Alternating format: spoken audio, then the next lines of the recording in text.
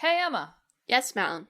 what do you call it when you get to play an exclusive demo for a new game about climbing like Jusant? I don't know. What do you say? You call it a sneak peek.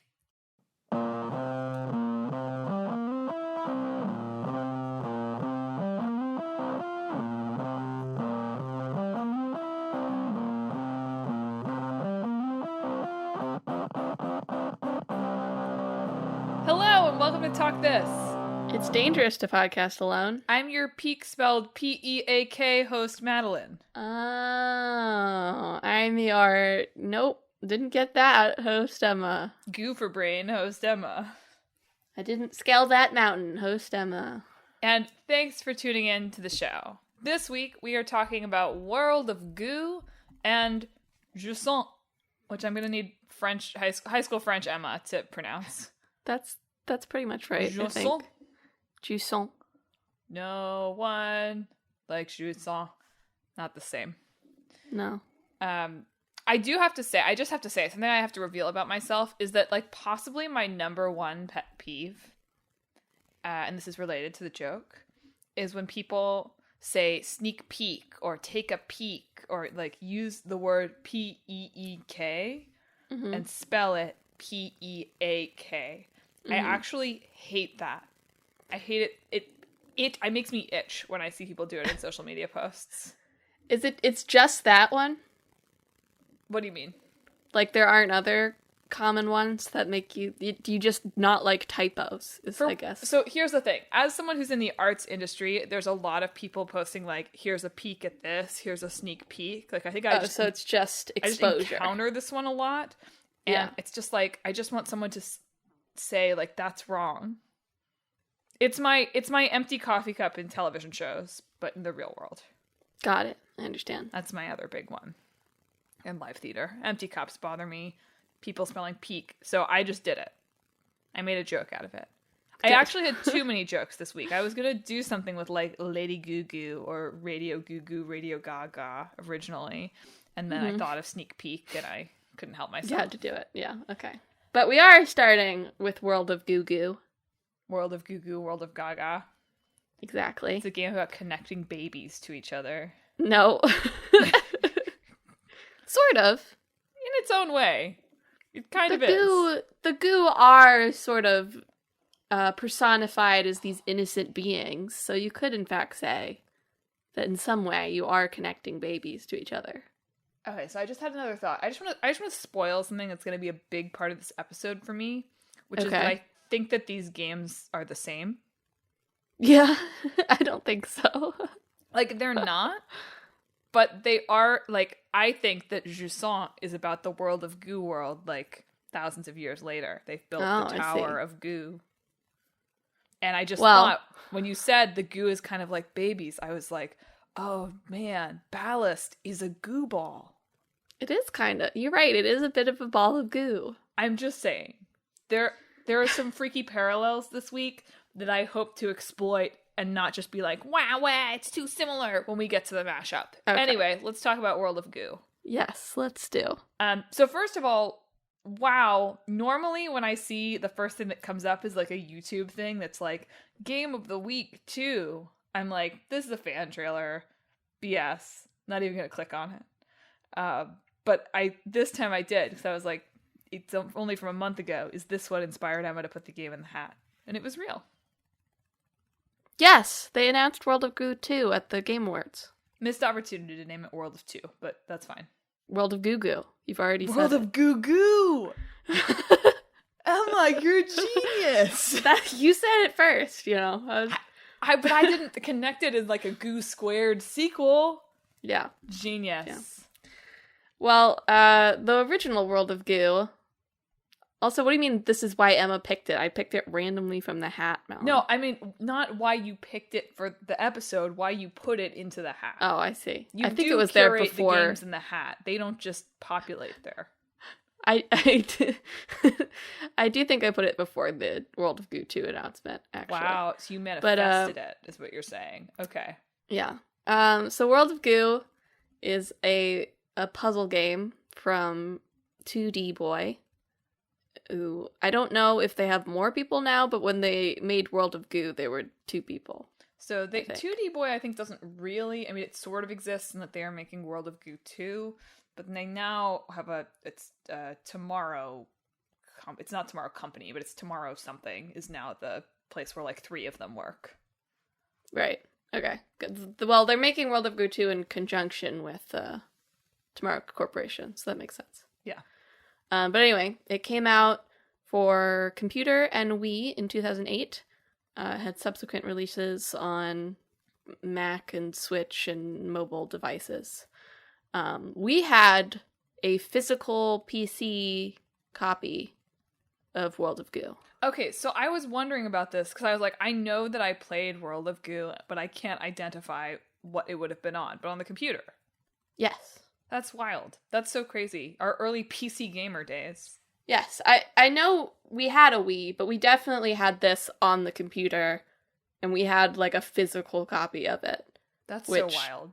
I was reading in one of, I don't know which one anymore, but in one of them they were talking about, like, yeah, they really wanted a physical PC one because they didn't like the idea of it just being digital. They didn't know how to explain to his mom. Emma, you're reading my notes. Literally the bullet point down from my physics-based puzzler from 2D Boy is a quote from the game developer interview that you were referencing, where, what is his first name? Kyle Gabler? Kyle Gabler says, quote, "It was a different world back then. How would I explain to my parents I was selling an imaginary game you couldn't hold?" You know, I think there's probably some people that still would have trouble explaining to their parents that they were designing an imaginary game that they couldn't hold. Probably. So they wanted to make a physical PC release of World of Goo. However, the Wii release was digital only, taking advantage of the, what was that thing called? The WiiWare channel? The WiiWare. It was the Wii Shop channel, but they referred to it as WiiWare. Yes. In that same interview, there was an anecdote that, like, in, like, a 2008 interview, he was like, "Oh, yeah, Miyamoto and Iwata played the game," and we were like, "Wow, they're playing our game." And then in this current one, he was like, "I don't remember that happening." It's so fun. It's like, okay, so you were lying in 2008. Right? Like, I read that too. This game developer interview is quite interesting if you want to go and read it. But yeah, I read that and I was like, okay, so you were a liar. Because there's no way. Exaggerating, probably. Way you make a game. Personally saw them. And like Miyamoto and Iwata play it in front of you and you forget that. That's not, like, I would never forget, like, watching them exit an elevator in front of me, you know? Especially because one of them is dead. So I would really never forget it. Yeah, you would really remember. I believe that they played it, though. I do. Because that's the type of people that they are. Sure. But, like, it's like, that cannot have happened at all the way that you... Because, like, you would not forget that. That's crazy. Yeah. It was very funny, though. Anyway, World of Goo. We're in this era in the Talk This Old games where, for whatever reason, we're talking about a lot of these, like, early indie breakouts. I feel like we've hit a lot of the classics recently.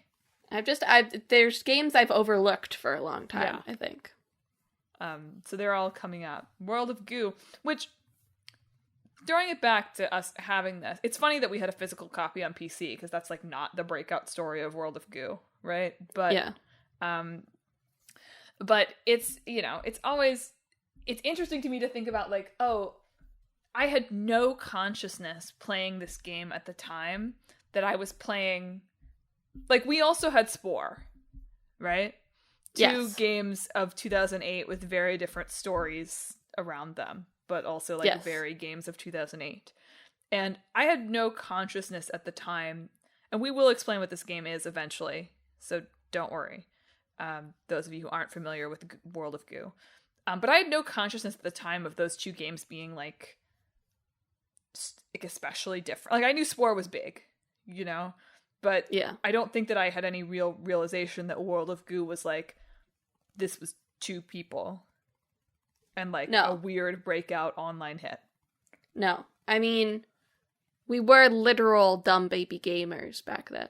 Yeah, as opposed to the figurative ones we are now. Yes.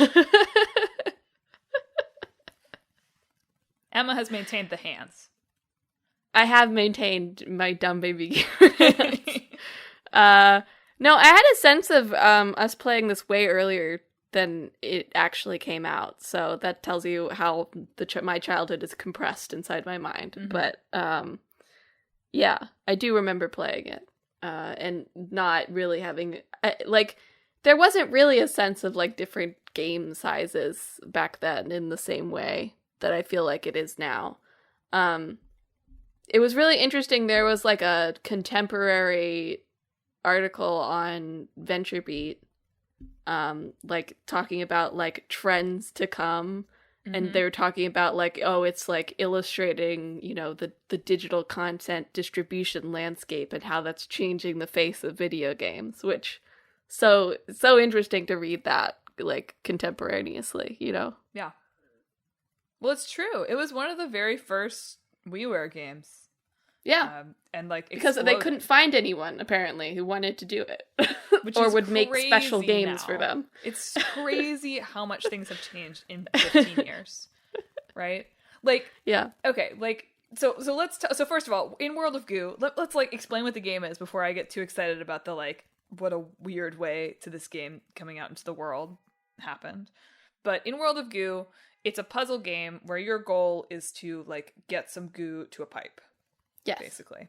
And you have a certain amount of goo balls that you need to like construct a structure out of, and some of them have different properties. But it's a puzzle game where you are fighting the laws of physics to get the goo to where it should go.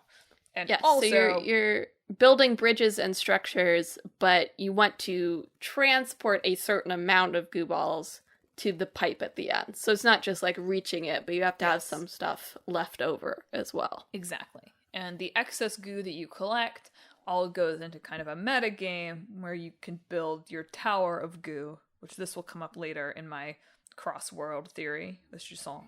Okay. And like you were connected to a server and you could see how tall your tower of goo was compared to everybody else's. Mm-hmm. And bunch of levels, good gooey fun. Yes. Each sort of chapter had its own like theme and would add like goo balls over time as well that had different mechanics. And it's sort of just about how the World of Goo Corporation is sort of destroying the world. Another shared theme, just saying. And, you know, using the goo balls for their own purposes. While the goo balls are just, you know, these innocent beings that wish to see the world or whatever. It's a very 2008 indie game kind of story, right? And the story being told just like really just through like signs in the game, more or less. Yes. There were like cutscene type things at the end of each chapter, if I remember correctly. Mm-hmm. It sort of like put a wrap on whatever theme that was happening in that chapter. Yeah. I read a retrospective on PC Gamer of like returning to it, that just said like it has a lot of the same concerns that games do now when it comes to examining things, right? Yeah. In terms of like, you know, like the environmentalism and consumerism and stuff. But it's much more lighthearted in its approach than a lot of games now. Yeah. Which was very characteristic of that era of media in general. Definitely. It's also, and I think that they talked about this in one of the interviews I read, but unfortunately I didn't write down which one. Or it was like a takeaway I took from something they said in one of the interviews. But, you know, we're talking about two kinds of puzzle games this week, right? Yeah. And it was interesting to me to think about the balance in puzzle games of like cleverness, right? Puzzle games that are really about like being clever, right? So like pinnacle example of that on one side is like Baba Is You, right? Like nothing there but logic and being clever. And I think Jusant like falls on the kind of, in a different way, a very different way than Baba Is You, which is, you know, just moving words around to make things, to solve logic puzzles, basically. I think Jusant, which we're going to talk about, falls more on that kind of cleverness scale of like, you've got to chart a clever path, right? Mm-hmm. And then like on the other side, there's like chaos fun puzzle games. And like World of Goo can be very elegant, but can also be like, just stack up my goo as fast as possible and beat gravity. Yeah. So it's interesting. It was interesting to think about that. I hadn't really thought about that kind of like dichotomy in the puzzle game space before. They do have, if you want the hard mode, and this is again like a characteristic of, oh yeah, this came out in 2008. They had OCD mode, which stand for obsessive completionist. I can't remember what the D was. Something like requirements, but starts with D.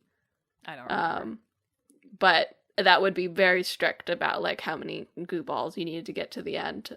So in that case, there is a mode of World of Goo where it is more like you really have to be planning out what you're doing with your goo. Yeah, but also you can be silly with it. Also, they are goo balls. How many times can I say goo? I have to call out that I also have written in my notes, saying goo this many times is going to be a lot. We're very in sync this week. I actually remember one of these said like it's Tim Burton-ish and in its aesthetic, and I think that it definitely is. And that I remember being a little bit creeped out by it when I played it, actually, as opposed to finding it silly. In the same way that at that time I also found Tim Burton stuff to be a little bit creepy. I don't mean creepy, like, I guess sort of, I don't really mean creepy. That's also the wrong word, but, it has a like light, a little bit spooky or a light unsettling something. Yeah. So that's the game. Puzzle game. Accessible, affordable. If you're interested in World of Goo, like, go get it for Switch or your computer. Yeah. I took advantage of the fact that I have played this to not add a game to my library right now. That's fine. But having read about it, I was like, oh man, like I will get World of Goo too. Like you got me. I'll do it. But there is so much weird stuff about the development of World of Goo that is like out of a different world. I literally felt like I was like, oh, this is tomorrow and tomorrow and tomorrow. Like literally, basically. Yeah, a little bit. So World of Goo started out as part of a grad school project at Carnegie Mellon, where like they were in like a class where like the class decided that their project for the semester was going to be that every week they were going to like make a little game. Yeah. Right? Based on a prompt. And this one was based on the prompt, make something with springs. And Kyle Gabler made a game called Tower of Goo that was mostly very similar to what World of Goo is. Also read that he had sort of lost interest in games, and one of the games in college that rekindled his love was Katamari. Yeah. Which I was like, yes. I thought you would appreciate that. Another game that's like, I know Katamari was a huge breakout hit, and obviously World of Goo was too, but like, did I know Katamari was like a weird little niche game? No. I really had to ask Dad at some point, like, why are you buying these weird games? Where were you getting your intel? Yeah. Anyway, so he made this game in a like grad school game jam, and like bearing in mind this was pre-YouTube, right? So these people couldn't be like, here's a little video of my game that I've put on YouTube for you to watch, class. Mm-hmm. Instead, they were like, here's a website. Everybody upload your unsigned code here, and you know we'll download it and play it. But also, it was a public website, so other people found it. Yep. Which again, weird and different era of the internet. Absolutely. In like 17,000 different ways. There. But yeah, a lot of people found it and downloaded it and started giving him feedback, so he made updates to it over time also on this public website with his unsigned code. And just sort of worked on that for a while, apparently. And then, so I think some of this stuff was happening simultaneously, but I want to tell this website story before I circle back to the, like, how the actual game got made part of it. So Dan Edelman, who was, like, the guy at Nintendo who was setting up WiiWare that, like, apparently nobody wanted to do, right? And who also was like, I want this to be really curated. And, like, Iwata had to be like, no. I don't remember if it was Iwata or Miyamoto. Someone was really scarred by the N64 era and losing out on third-party games. So he's really struggling to find things that feel interesting and people that want to be on WiiWare. And apparently what he did was, this is from an article. It's like, he just typed into his computer experimentalgameplay.com. Yeah. He was like that desperate. He was like, let me see if this turns up anything. And lo and behold, this was where the Carnegie Mellon students were hosting their games. And then he downloaded all these games and played them and loved Tower of Goo. That's insane. That's insane. The game developer article is so good. There's just so many bizarro, like, I kept being like, that can't be real. If you want to know way more about the history of World of Goo, you can go to it's called Flashback 2008 Making World of Goo an All-Time Indie Darling. It was so funny to just read through. Endless fun. Anyway, meanwhile, Kyle Gabler has gotten a job at EA. And it is apparent, I think this is in the game developer article too. He was like, basically my job at EA was just to, like, come up with some ideas. Which sounds like a pretty sweet games job, to be honest. Certainly one that's probably good for one of your entry levels. It also said at the end that he was getting a little bit frustrated not actually being able to, like, contribute to any of the ideas that he was coming up with. Fair enough. But he and another guy who worked at EA, Ron Carmel, who, like, to be clear, these guys weren't friends. Like, they had talked a couple times. They didn't work together. They didn't know each other, really.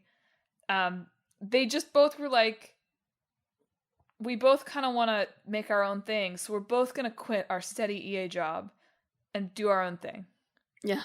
In this, like, I mean, not that there's ever a pre-indie era, but, like, in a time period that was certainly on the early side of people doing that. And then they, like, worked out of Bay Area coffee shops, basically, for years. And then Iwata and Miyamoto played it. I guess. Maybe. Supposedly. Allegedly.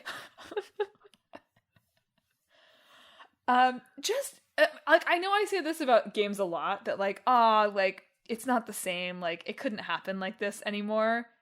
No, it's not the same. It couldn't happen like this anymore. Certainly not right now. No. Well, certainly not right now, but also not ever. There is no, like, I say this a lot in, like, stupid ways, because, of course, one-man games break out, and, like, people get discovered in weird ways. Like, I don't mean to say, you know, I say it in dumb ways. We just talked about Pizza Tower. This time, I'm not saying it. Oh, I'm sorry. We broke up. We just talked about Pizza Tower, you know. I know. And I say, this is what I'm saying. I say stupid stuff like this all the time. But Pizza Tower broke out in a way that is very uniquely, like, late 2010s, I think. In that, like, it had a Kickstarter that, like, worked. And, like, a Discord. This game had you get to download shady code from a random website. And somehow, like, that got in front of, like, Mr. Nintendo. Yeah. Insanity. Few other random little things. So I mentioned Spore, right? Spore of many things, but of DRM, one of them, right? I feel like 2008 was, like, the era of DRM. Like, being a controversial thing. Now everybody just has it, right? And we just, like, people don't like it still. I know people don't like it, but do we talk about it? We don't talk about it the way people talked about it in 2008 anymore. Yeah. People are just like, wah, wah, my computer's hot. And then we go back to our game. But they didn't really do DRM. And then they said later that, like, it had, like, a 90% piracy rate. This is difficult for me to understand. What do you mean? I think the only thing I've ever pirated in my entire life is Simple and Clean by Utada Hikaru, like, before it was on iTunes. The internet was different back then. I guess that's true. Like, I was thinking about that as I was saying it. I was like, okay, this was an internet where people would download this random shady code on a random shady website from, like, grad students. So I guess you're right. The people then didn't feel as much like I don't know. But it was hard for me to understand that. I was like, how is everyone pirating it and I'm not? Am I that much of a goody two shoes that, like, literally everyone else is like, I don't care. It was just like a wake up call about the world for me. Okay. Well, anything else, or should I, speaking of a wake up call about the world, transition? No, I have one other thing. I have one other funny thing. So World of Goo, very popular, critically acclaimed, yada yada yada. Eventually very popular, right away, pretty much very critically acclaimed. How about that? Sure. And in 2008, Eurogamer, as games websites are wont to do, published a top 50 games of the year list. And World of Goo was, like, number 10. And one of the bigwigs at EA Sports, remember, EA employed these guys before, so it's extra funny. One of the bigwigs at EA Sports, Peter Moore, wrote on his personal blog. Remember personal blogs? Kids? We're coming back to those. I know. Substack. I know. The age returns. Everything returned. We're probably headed back into the piracy era, too, right? We never left. I know, but, like, we're headed back into the, like, mainstream piracy era. How about that? I know it's mainstream. Okay. I'm a goody two shoes. Whatever. Okay. Anyway. Okay, I guess that's not true. I guess I did watch a lot of, like, Community, you know. But I don't really consider that. Well, you know, that episode of season 2 is not available on Netflix. I own it on DVD. So, sucks to be you all. Physical media.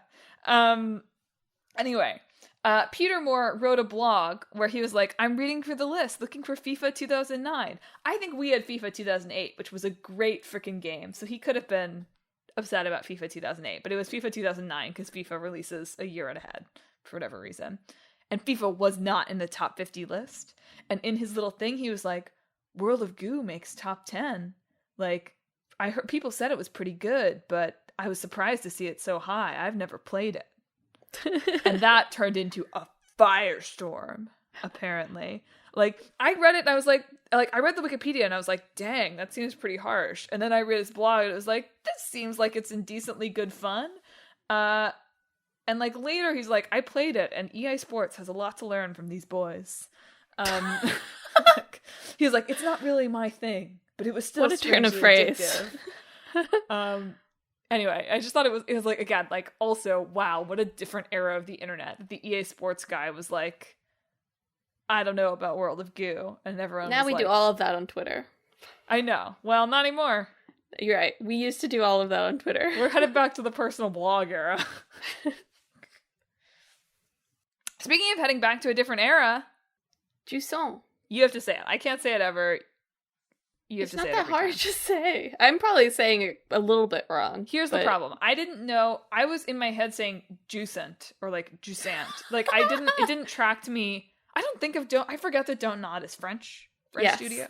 Yes, they're a French studio. And so like it wasn't until like one of the reviews was like it's a French word, or like no, I think I watched like a Kotaku video of it or something, and I was like, oh, that's not how I was pronouncing that. Yeah, it's basically a French word. I think it means like the receding of the tides, essentially. Yes. So in Jusant, you play a little guy who's arrived across a desert at a tower and is beginning to climb it because he's got another little guy with him. A little blobby, gooey, might say gooey guy. Some might say gooey. Who it seems like he is transporting to the top of the tower for reasons that the player does not know for most of the game. And it's mostly you do some climbing. Yes. I played this on Game Pass earlier this month. But still in gaming. I'm going for a sponsorship. If I keep saying that and I keep saying The Last of Us invented narrative, like I've kind of got both. I'm playing both sides. You are. So the main mechanic, as I've said in this, is really just climbing. There are like 6 chapters or something in various different biomes as you continue up the tower. And you have to sort of really physically climb your way up. It's in the, like the light QWOP tradition. Or you might say the Death Stranding. It's a string game. Wait a minute. What do they call it? It's a QWOP Stranding. It's a QWOP Stranding. Yeah. I think we can coin that. Yeah. But so in order to climb, you sort of search for a handhold with your left stick, and then when you find it, you hold down on the trigger for that hand so that the hand will grab it. And then you release the trigger for the other hand, search for a handhold with your other hand, hold down that trigger to grab it, and essentially like that. So each of your like grip strength is like your triggers, and then you're also sort of moving your hand around with the stick.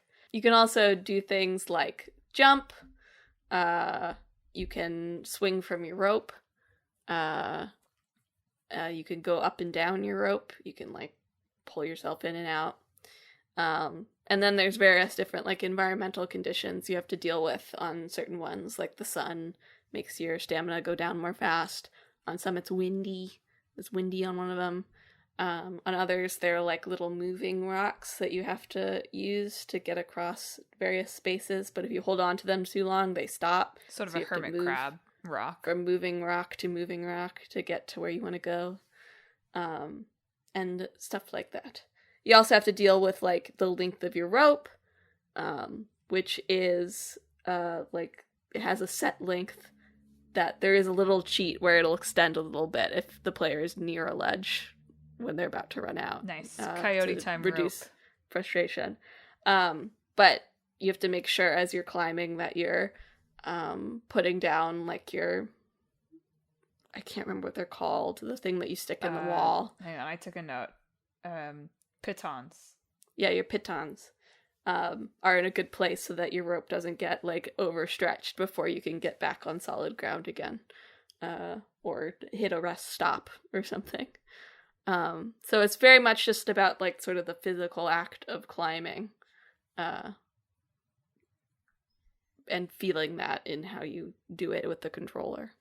Yes, I imagine it's quite haptic. I don't know if it really used the, I don't think it would have been a good idea for it to use the adaptive triggers, actually. Oh, okay. Never mind.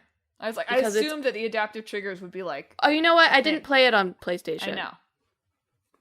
Who knows if it uses the adaptive triggers. I feel like it would be a bad idea for this game, because it's already pretty exhausting. On one hand, yes, but on the other hand, is it not a missed opportunity to go all the way in? You know? Well, buff gamer... Look... Here, gamers. I just refer to our audience as gamers. Should I start referring to our audience as gamers? No. Yeah, you're right. But listeners, as established, Emma has baby gamer hands. So when she's over here being like, "Wah, I don't know, adaptive triggers," just imagine your big buff gamer hands. I like adaptive triggers, just maybe not for this. Yeah, because she doesn't want buff fingers. She's maintaining baby. She's like intentionally keeping her hands baby. Anyway, what I was going to say is I watched a video from Game Maker's Toolkit, and he got a lot of behind-the-scenes development footage from Don't Nod for this. And in one of the early concepts, like, you had to control both your legs and your arms using... So very QWOP. The triggers and the whatever the other ones are called. Yeah. Both your L1 and L2 buttons. Mm-hmm. Bumpers. Your triggers and your bumpers. And they were like, this sucks. Yeah. And so they did not have you handle your legs as well while doing the climb. That's good. I think that would suck. They also had a thing where, like, when you jump in the game, you just hold down, like, the A button to charge it, and then you go up. And they had it where they're trying to make it so, like, you pull back in the opposite direction and then let it go so it flicks up to do the jump. And apparently players really struggled with learning that as well. So they ended up just doing, like, the button charge. instead. The jump was a very hot topic in the reviews. Yeah?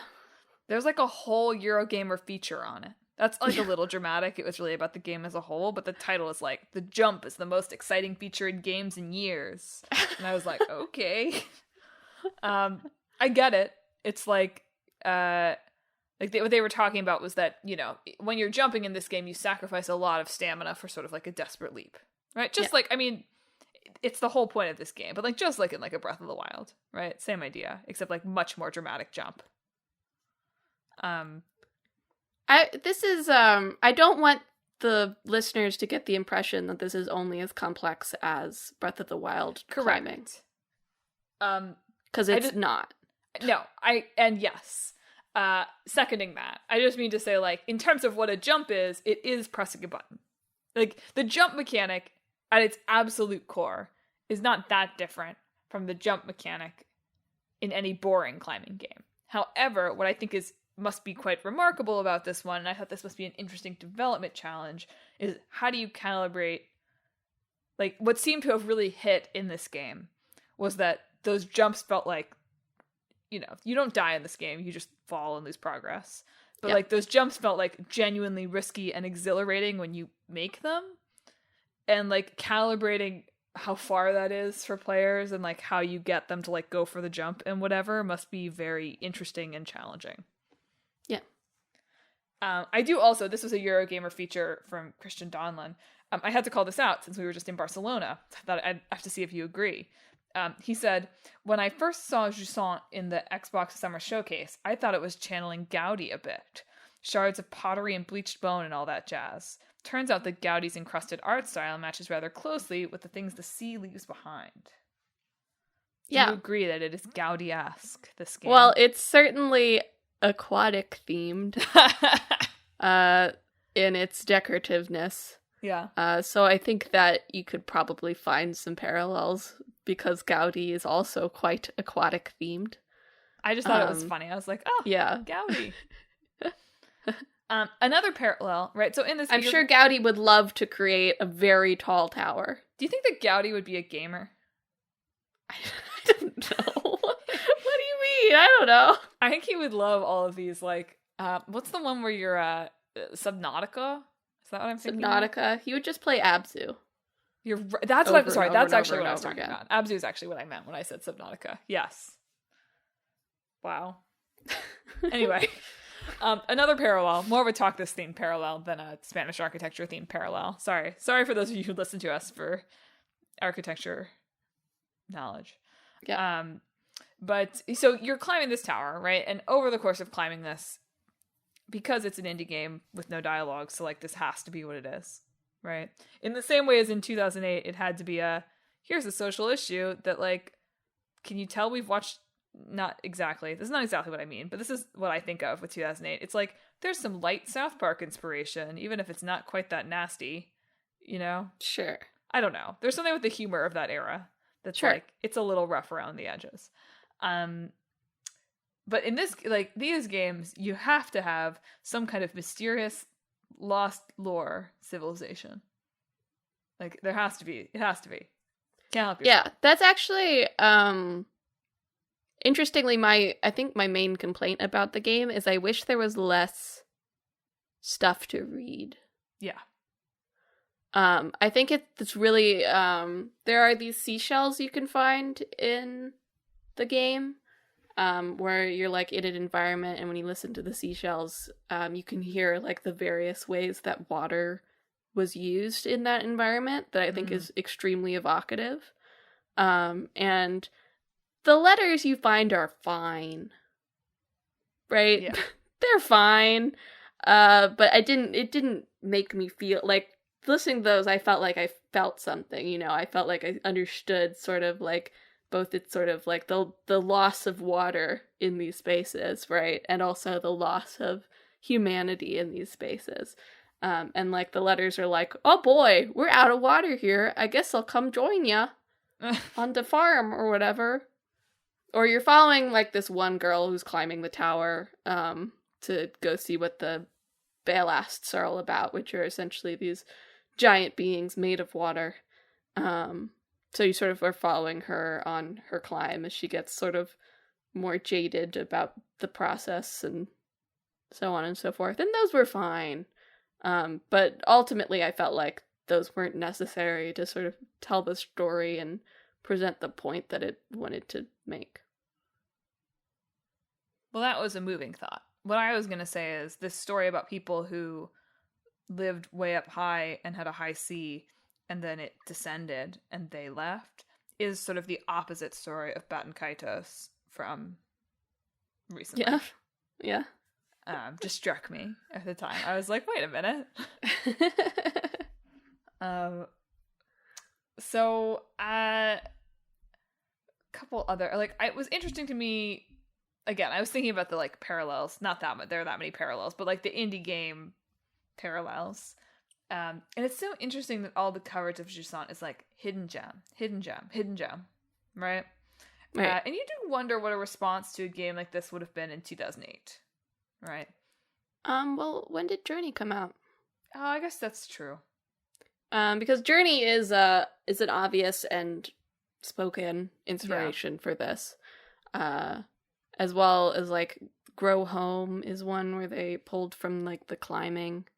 I was really thinking about, they don't mention this, and I doubt it was, like, one of their major inspirations, but when I was playing it, I was like, oh, yes, a Death Stranding alike, as I already said. Yeah. I love the physicality of that game, right? Yeah. And I love, there's a similar sense of physicality to the climbing in this, of, like, really sort of making you think about the actions that you are performing in the game, just through, like, the way that you're interacting with your controller. Well, that's why I'm wondering if a lot of members of the games media have a different definition of low-key than I do. A lot of descriptions of this game as low-key. And I realize, again, not to be like, this game is Breath of the Wild climbing, because it's not. It's probably more involved and in some ways more stressful than that. But I find climbing stamina stuff somewhat stressful. Well, so there's a couple, you can't, like you said, you can't die. Sure, of course. As long as you're being careful, you can't lose that much progress. Mm-hmm. Because you can place your things, and the last pit you place from is where you will fall to, essentially, if you do fall. So if you're being careful and planning things out, it's not, like, you won't lose that much progress. You can also, so the way the stamina system works in this is it goes down over time. It never fully depletes. As you do more jumps, a permanent chunk is taken away from it, so you have less stamina, but you can rest whenever you have a handhold on anything by pressing in on one of the buttons. So eventually, if you're too careless, you'll get to a point where you have to, like, rest after every, like, 3 handholds. Yeah. But technically, you're not running out of stamina. So, you know, in that way, it's not like a Breath of the Wild where, like, will just freaking fall off because it's rainy. Right. Oh, okay. That brings me to something. There was a great two comments from the Polygon review that I want to read. Okay. First comment says, "It has no weather. A next generation console game, and it doesn't have a weather system. ... And then someone responds, "As a climber, adding a weather system would either be cosmetic only, which is lame, or it would have to have a huge impact on gameplay. I'm not surprised they skipped it." What do they mean? There's not a dynamic weather system. Okay, the second half of the comment is edit. Also, rewatching the trailer, it does look like it's foggy and windy at some points, and sunny and clear at others. So there's clearly some weather. Yeah.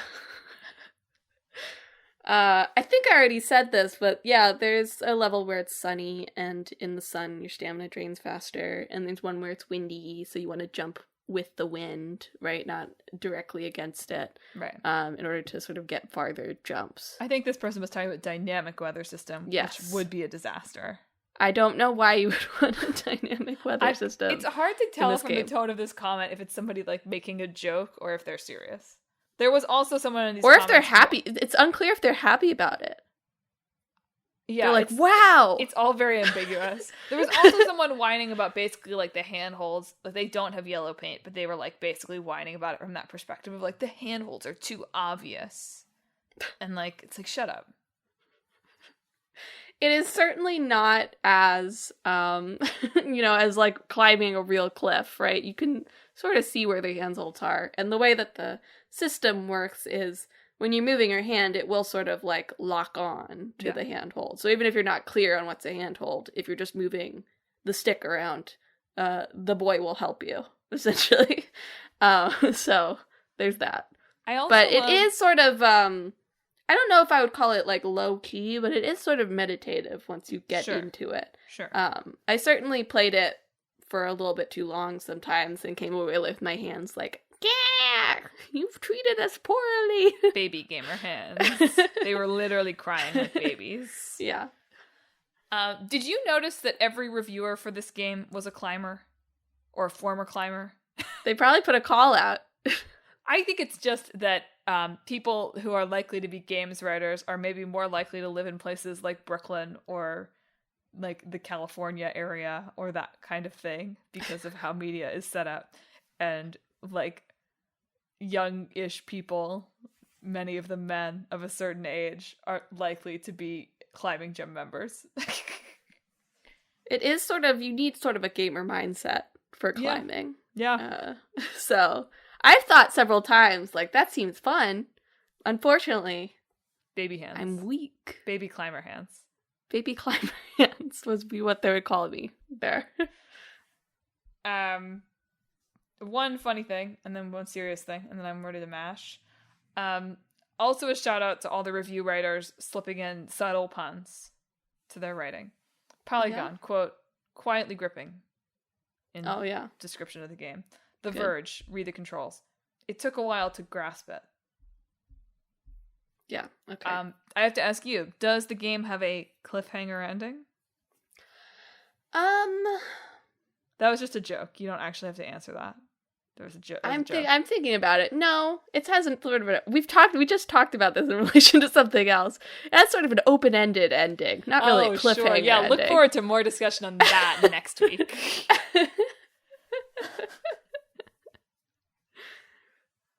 But genuinely, I really liked it. If you got the best deal in gaming, it's a good. It took me like 4-5 hours maybe to finish it, and that was like running around and poking at things as I went. So it was a good experience. I liked it. Made me want to go back to Death Stranding. Skip some cutscenes, get to the good part where you're carrying boxes. Speaking of babies. Yeah, speaking of babies. My slightly silly and then like one thing from a review question at the end. It has a pun, don't worry. But also a serious question. Can you even make a game like this in this style at all these days and have it not be about climate change? Hasn't it always been that way though? Well, apparently, like World of Goo is about before they change. made Journey, what did that game company make? Flower. No, I know. But it's always been about the climate. Can you make a quiet, meditative game without it? Can it be about anything but climate? I think even if you're intending it to be, it will end up being about the climate. Right, exactly. I think that's the state that we're in. Any right situation now. Where you might look at a plant means that the game is about climate. even AAA games are rewarded for their volunteering with a flower. That game. You know why we're bringing back Final Fantasy VII? Because it's about the climate. You're right. You're so right. I'm so right. Anyway, there was an interesting tidbit. I think this guy is also a climber. There was in Remap Radio's review, Ki-Hoon Chan, he mentioned that like it's interesting that like this game about climbing is very much about preserving the natural world. But in real life, climbing becoming very popular actually has like quite a negative impact on the natural world. Mm-hmm. So it's interesting. Dichotomy. If only there were more magic towers to climb. Well, it's not magic. If only there were more abandoned towers to climb. Dried out towers. Yeah. Maybe for Spider-Man 3. There you go. The Ubisoft Tower, but you must scale it carefully. So, speaking of mashy things? Okay. Let's do it. Good luck. I think this tower is just the Goo Tower dried out many years later. Both of them are sort of, the world of Goo ends with the goo that have sort of escaped in the first chapter on a balloon or eyeballs, flying eyeballs. Yeah. But essentially balloons. They're headed to the moon. There was supposed to be a moon level in Europe and they didn't make it. They go to the moon. Yeah. Hashtag to the moon. Hashtag to the moon. And so their journey is about going up, right? Yeah. And that's also what Jusant is about. Yeah. So it's about taking these innocent creatures back up, out of the dried out, hollowed out world. Yep. That climate change has wrought upon us. Okay. So no matter what, dried out world. Got it. And going up is up important. From the dried out world. Yes. Okay. Has to be a puzzle. Okay. Let me keep drawing things out so I can stall on coming up with an actual idea. Has to be a puzzle game. Sure. Yeah, it has to be a puzzle game with a dried out world. Good soundtrack. We say that every week. Has to have a good soundtrack. Cute little blob. Cute little creature. blob is essential. You're right. Downloadable. I wonder what the file size is of Jusant. They had to get it under 40 megabytes for World of Goo. Yeah. Speaking of a different era. I don't think Jusant is that big in comparison to some games. Okay, here's the thing. So in Jusant, right, there's some ropes management, right? It's about setting up your pitons. Yes. Yeah. In the right place so you can form those connections. And World of Goo is sort of similarly about connectees. Yes. But it can't be about goo or rope, I don't think.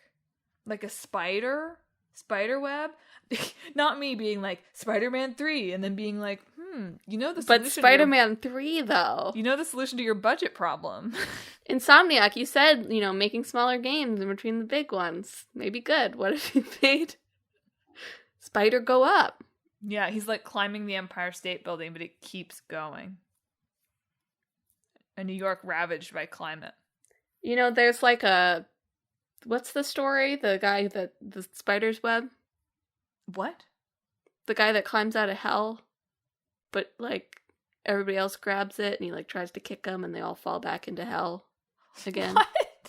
Do you not know this story? It sounds familiar enough that I believe you, but I think the way you're explaining it is not clear. Try to explain again. He's in hell and he's I don't want to be in hell. And so there's a god or a creature or something. I can't remember what culture this is from. I'm going to try to type this in as you go and see if I can get it. Okay. But they're okay, here's your chance to get out. I'll lower a spider's web for you. Spider web. And so he tries to start climbing the spider web, but all the other sinners in hell are hey, look, he's climbing out. And so they come to also grab it, and then they all sort of fall back down into hell. Okay. It's an Akutagawa short story. There you go. I read that. I probably read that in his collection of short stories. When I search Hell Escape on Spiderweb, which is what I searched, the first thing that comes up is a Hollow Knight video. That's sure. Yeah, that makes sense. So, unfortunately, we may have invented, if they ever release it, Hollow Knight climbing Silk Song. Yeah. Silk Song, but you climb a tower. Yeah. Out of, what is it called? The Undernest in Hollow Knight? I don't know. The Dark Web? I don't know. It's not called the Dark Web. Okay, I don't know if this helps us at all, if having this material to build from helps us. But the Spider's Thread, which is an Akutagawa short story, is based on a short fable from the brothers Karamazov, from Dostoevsky, known as the Fable of the Onion, where an evil woman is sent to hell, but her guardian angel points out she had actually done one good deed. She gave an onion to a beggar one time. So God told the angel to give her an onion to use it to pull her out of hell. And the angel almost did it, but when the other sinners tried to grab on, she kicked them, kept holding on to the onion, and then it Yeah. broke. Yeah. So, same story, but instead of with a beautiful and resonant spider web, with an onion. Is it a good deed to just, like, there's a beggar, they're hungry, and you're like, here's a raw onion? To be clear, the angel was saying this was the one good thing she had done in her But life. is that a good thing? Isn't that mocking in maybe some we way? can find a way for our game to grapple with that. I don't think that I can create the game that's about climbing up on an onion. Sure. But we could go, really, these are sort of about climbing out of hell, both of them. Yeah. Right? Well, but when you were saying that, I was thinking of, this is Hades too. Yeah. Except you're actually climbing. Yeah. Anyway, we haven't actually made a game here. We've just talked about Russian and Japanese stories. We should make a game based on the spider's web. Jusant, partially inspired by a novel written by one of the studio's founders, actually. Yeah. So there you go.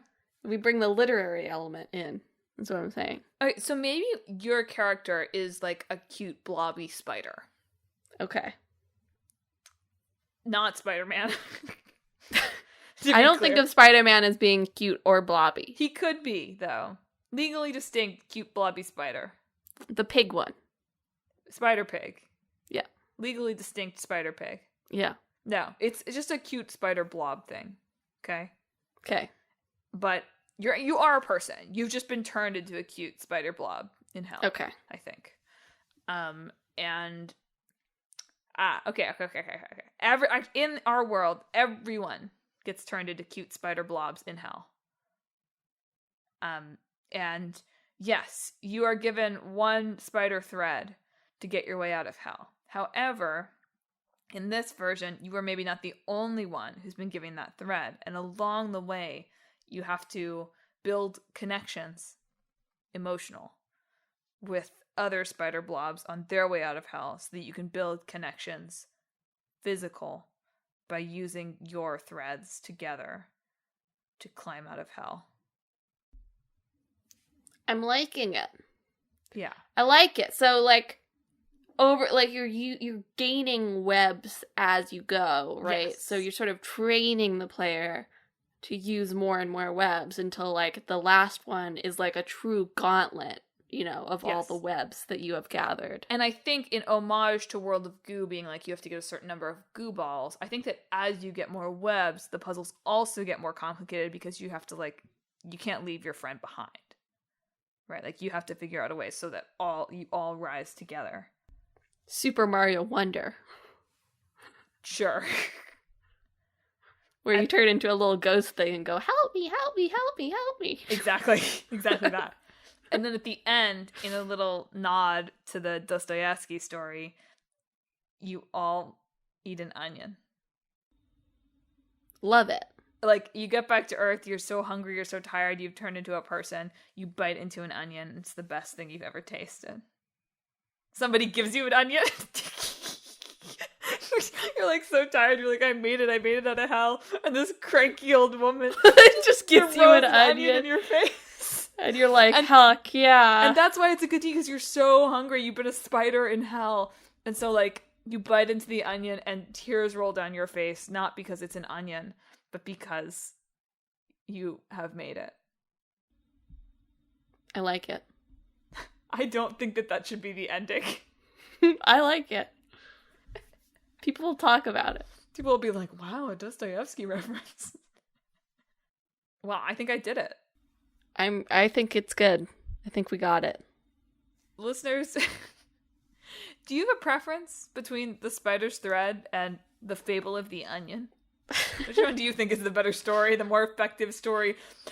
How, if you were an angel, would you... This is a real puzzle game. Actually, here's an alternate game suggestion. You are an angel, and you have a literal single onion to use to get the world's worst person out of hell. Okay. I think that there's another version of the game where you just have, nonsense items, and you have to carry someone out of hell. Okay. That's the challenge mode. Yeah. Anyway, if you were an angel, how would you get someone out of hell with an onion?